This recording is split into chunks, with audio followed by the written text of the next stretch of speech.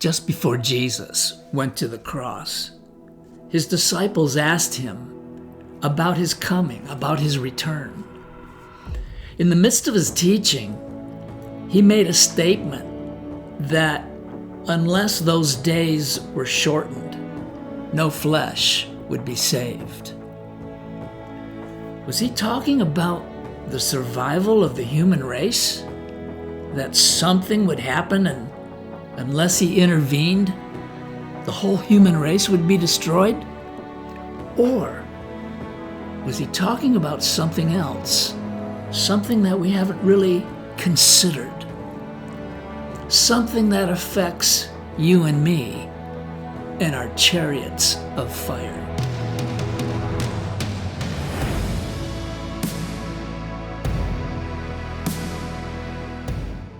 Jesus' statement raises many questions. What do you mean by those days? What do you mean by they will be shortened? What's that mean? What do you mean by no flesh will be saved? How do we understand that? And then who are the elect? Because it's for their sake that you're going to shorten these days. Otherwise, no flesh will be saved. We know for sure that the elect, they are the church. Those who are believing on him, who have believed on him, who will believe on him between his resurrection and when he comes again. So why would Jesus shorten the days for our sake? Well, when we examine the word shortened in the Greek, we understand that it means those days will be abridged or will come to an end. They will be cut off. And this will happen for the sake of the elect, for his church. And for some reason, the need to cut off our days on the earth. Now, to understand or unravel this mystery, we need the context of what Jesus was teaching. So to do that, we're going to look at where his Olivet teaching was recorded. And we're going to use Matthew 24 and compare it with Luke 21. That's because Luke's writing about the same teaching. This is Luke who wrote the book of Acts. This is Luke who traveled with Paul on many of his missionary journeys.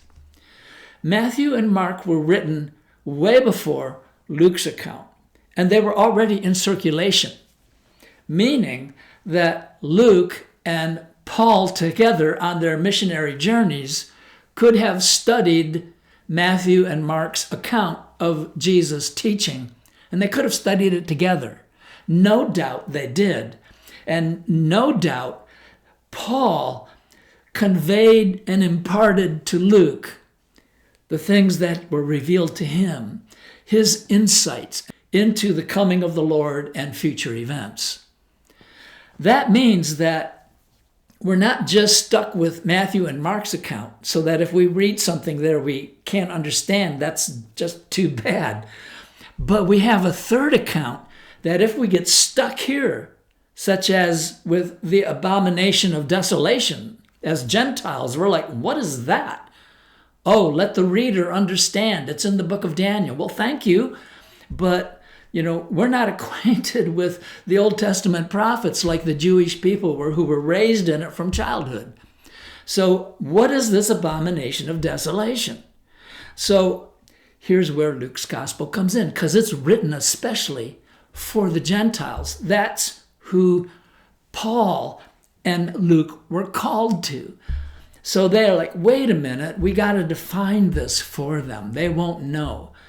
So instead of saying, when you see the abomination of desolation, flee, get out of Dodge, woe to the pregnant women who are nursing babies.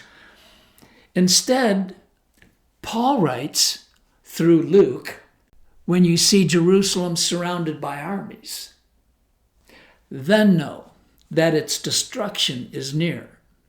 Then flee, get out of Dodge. Then woe to the pregnant women nursing babies, and so forth. So far, by comparing the two accounts, we see that the abomination of desolation is the destruction of the Jewish temple in 70 AD. The woe to the pregnant women is because before the temple was destroyed, the Romans laid siege to it from 66 to 70 AD, 3.5 years. And the siege became so formidable that they were cut off from their food supply within the city. There was nothing to eat. And so both Ezekiel and Moses prophesied of this, that in this siege, the people would be starving to the point that they would commit cannibalism. They would take the babies of nursing mothers to eat. That's why it's such a time unparalleled in history that would never happen again. It was horrible. So this confirms to us that Luke is teaching or writing about the same teaching that Matthew was writing about, that Mark was writing about. And so now we can use Luke as a guide for anything we don't understand in the other two accounts. So we now know the abomination of desolation is a past event having to do with the destruction of the Jewish temple. It's not something that will be fulfilled in the future by some antichrist. That's a different event. You'll find that in chapter 8 of the book of Daniel. So this means that this event is already in our past. It's not future prophecy. And not only that, because this event triggers this great tribulation, or as it says in Luke's account, for these are the days of vengeance, that all things which are written may be fulfilled. This great tribulation, Jesus also called it the tribulation of those days. Does that ring a bell? Well, if or unless those days are shortened. So what are we talking about? We're talking about a period in time when this period of great tribulation, or the tribulation of those days, will come to an end immediately. It'll be cut off. It'll be amputated. When we look at Luke's gospel and go on with it, it says, and they will fall by the edge of the sword and be led away captive into all nations, and Jerusalem will be trampled by Gentiles until the times of the Gentiles are fulfilled. So this is still going on. So first let's read what happens in Matthew 24 when those days come to an end. So immediately after the tribulation of those days, the sun will be darkened, the moon will not give its light, the stars will fall from heaven, and the powers of the heavens will be shaken. Does Luke record that? Of course he does. They will fall by the sword and so forth. And then, as if skipping over to our time and wrapping up this whole 2,000 years in it, he said, and there will be signs in the sun, moon, and stars. On the earth, distress of nations with perplexity, the sea and the waves roaring. Men's hearts failing them from fear and the expectation of those things which are coming on the earth, for the powers of the heavens will be shaken. So what happens after these celestial signs of darkness in the sun, moon, and stars?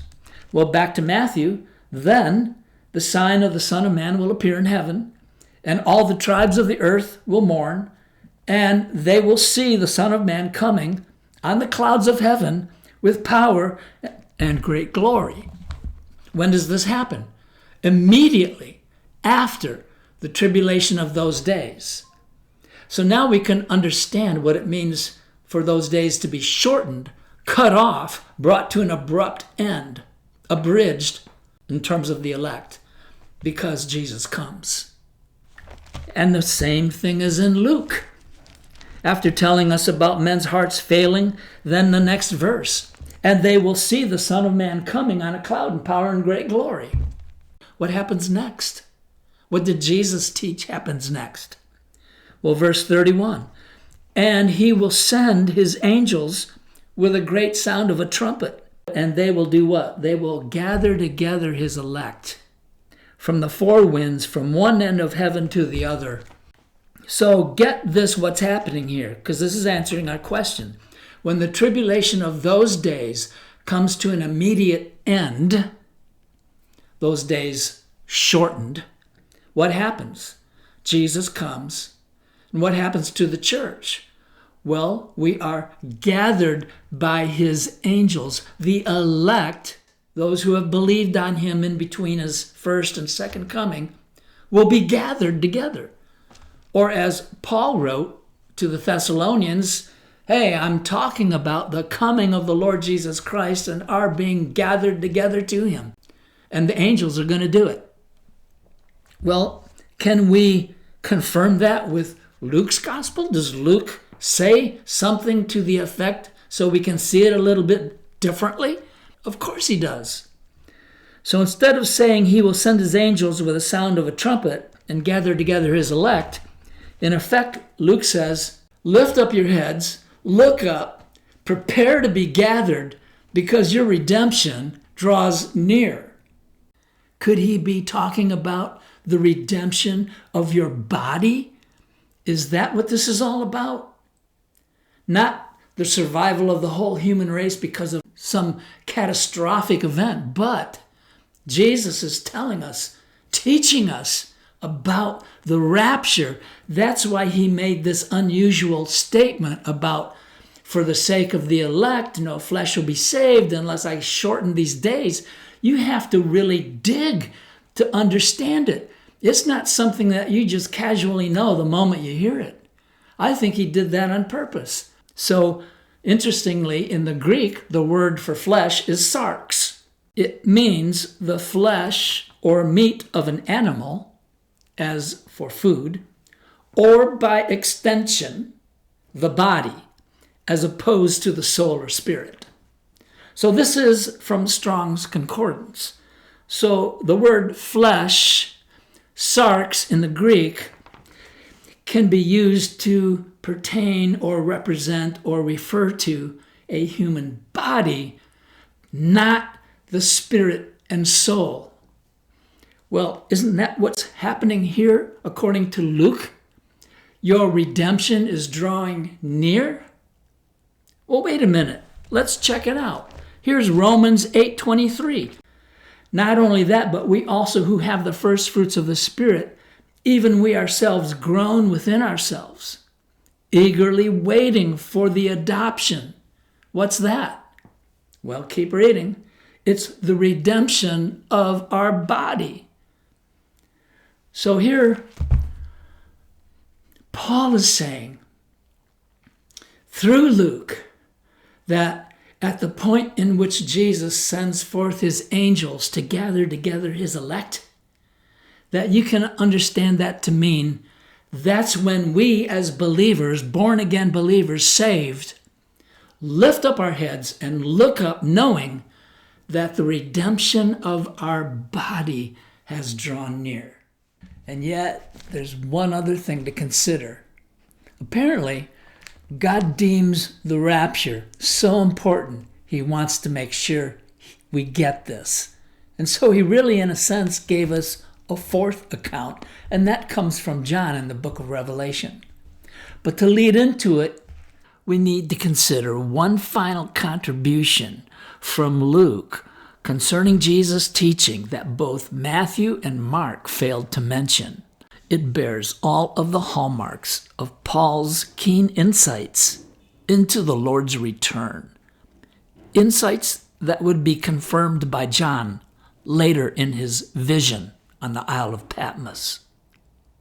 Most importantly, it is Luke's contribution, and John's as well, that reveals, that explains why God deems it so important to cut short the days of his elect here on the earth. So Luke's account ends with this dire warning for the world. But take heed to yourselves, lest your hearts be weighed down with carousing, drunkenness, and the cares of this life, so that day comes upon you unexpectedly. So here's what's happened. The celestial signs of darkness have brought an immediate end to the tribulation of those days. The coming of the Lord is inaugurated by the coming of that day. It is this day that comes as a snare upon all those who dwell upon the face of the earth.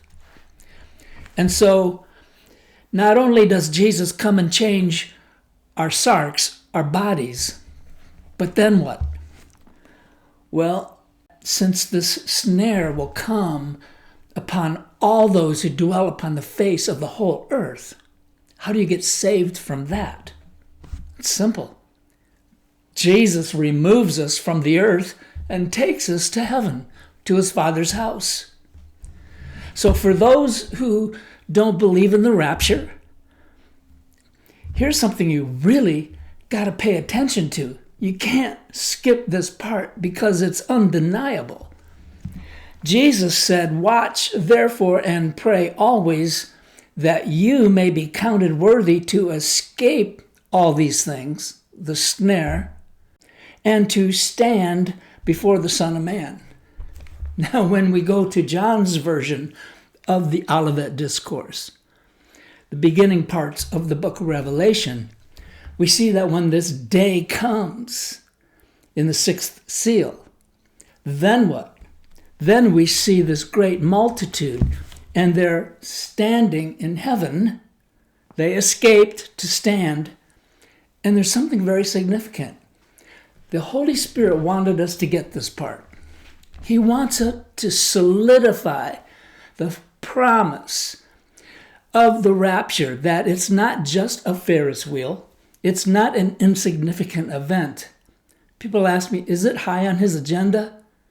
I'm telling you, the rapture, the coming of the Lord, is his agenda.